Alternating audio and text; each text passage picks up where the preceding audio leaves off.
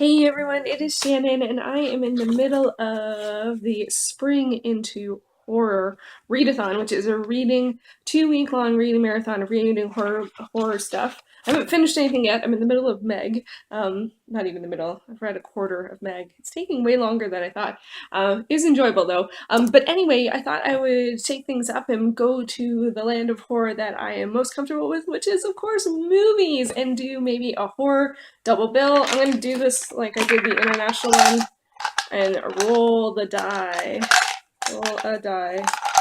I'm going to go with the 20-sided die, and I'm going to go down to horror, and whatever number I pick, I'm going to go across and to that number. So I got 11.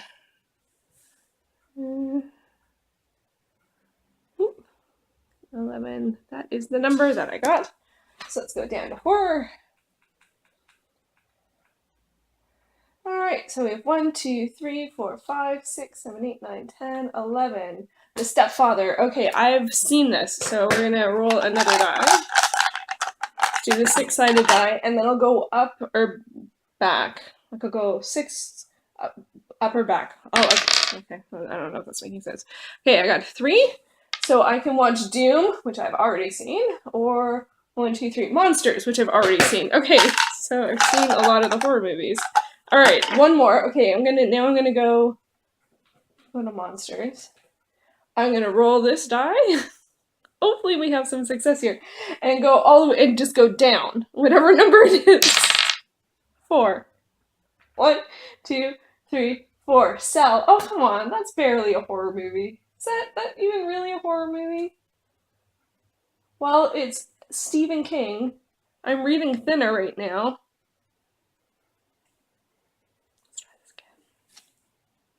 Hey everyone, it is Shannon from a different moment in time, and I'm back because I did a video, which you just watched, where I picked out Cell as a random for horror, and I thought, no, we're not gonna watch that, I wasn't feeling it, and then I'm like, wait a second, it's written by Stephen King, it's adapted by Stephen King, it stars John Cusack and Samuel L. Jackson. Why am I saying no? Why am I saying no? I'm saying yes. I've changed my mind. I am going to watch Cell, so I'll be back in a minute for you, less than a minute, and see how it goes, and then pick another horror movie and see how that goes. It also still stars Isabel Fuhrman, and I assume that is. I don't recognize her. And it's directed by Todd Williams, and I did look him up, and there were a couple of things that were familiar. One of the Paranormal Activity movies. Not the first one, maybe the second one. So anyway, I'm gonna watch Cell and see what it's about. It is a bit weird to watch a Stephen King movie when I'm in the middle of reading a Stephen King novel. I'm reading Thinner right now. I'm listening to it on audiobook. It's narrated by Joe Montana, and he does a great job. I'm very picky about audiobooks. I almost only listen to them if they're narrated by actors. Yeah, it's true. It's true. Anyway, back to Cell. I'm gonna watch it. Ooh, it's only 73% match. Tea time. So, tea, movie, back in a bit. Alright, I am back and I've finished watching Cell with John Cusack, Samuel L. Jackson, and Isabel Fuhrman, and it also had Stacy Keach in it too, which I was really excited when I saw that came up on the credits. I haven't seen anything that he has been in for a while. And so this was actually very different than I expected, because I decided to watch it, initially I decided not to watch it, then I decided to watch it based on the fact that it's adapted from a Stephen King novel, and then I didn't read the blurby bit, so when it got to like what was going on, I'm like, wow, this is not what I expected, because I thought it would be more like cell phones or have some kind of computer virus and disconnecting people or something like that, and it's not quite like that.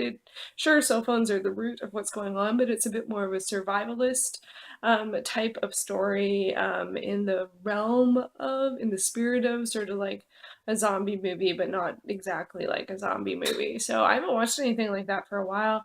I tend to actually, these days, I tend to avoid survivalist stuff. I think, one, there's so much out there. This is from 2015. but there's so much out there, and it can often go into some themes that I'm not very happy with, especially in terms of gender. But this didn't do that. Actually, I thought it was really good in terms of the themes that it was drawing from. And I was actually thinking today in terms of, because I'm also reading Thinner and thinking about Stephen King's work and thinking about how even though the ideas of like what's going and how it happened and like just like the craziness of whatever it may be that is the instigation of whatever change is happening in the story or of the story, I really appreciate that the human reactions feel very realistic and honest. Like they don't feel like over the top extreme reactions, and they don't always feel like necessarily the most perfect, do good, kind of reactions. I'm pro do good, but that I think that it has the sort of range of, people in challenging situations and different people react differently and what are people going to do, what decisions are they going to make. And I found with this one, I felt like I really appreciated that it felt human in that sense, and a real sort of character study in a way. Um, but yeah, so overall, I was pretty impressed. I haven't watched a Stephen King adaptation for a while. Like I think I've seen 1408, which is probably the most recent one, which is not that recent, or The Mist. One of those two. They feel like they're near in the same time, sort of 2005 to 8 kind of range. But most of the stuff I remember is like more stuff from like the 80s and 90s. And I love the 80s stuff, and then the 90s stuff, not so much. I think the 90s, just for me, in terms of where effects were, I think I just don't enjoy the films as much. And there were some there that I was like, whoa. And this did have some visceral stuff in it and some violent stuff in it that made, like, I was like, okay, well, this, you're not going to see this on regular TV. There was some stuff, especially in terms of the violence, that was like, whoa. So yeah, but I don't know how I got from A to B on there. I guess it was, oh, it doesn't, it says 14A.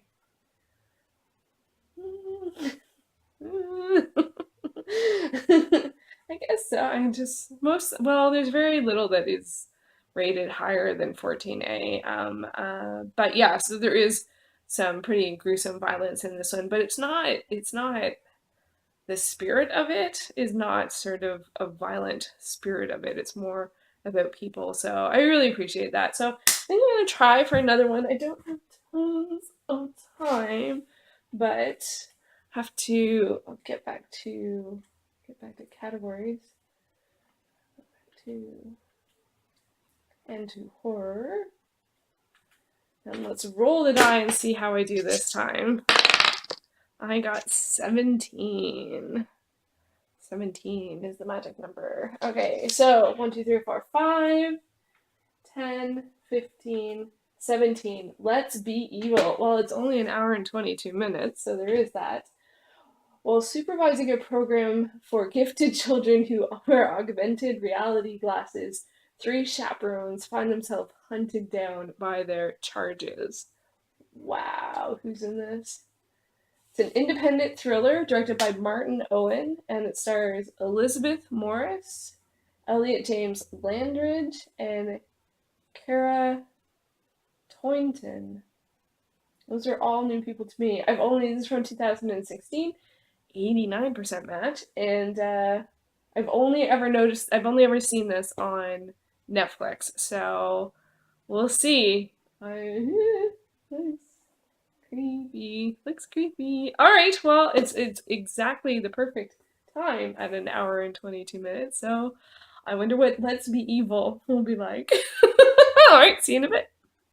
Okay, so I finished watching Let's Be Evil, and this one, as the description says, it follows this woman, Jenny, and 2 other people who are hired as chaperones um, for a bunch of kids who are called candidates, and they are in a facility and everyone sees things through sort of virtual reality, but they call it augmented glasses, and the kids don't talk.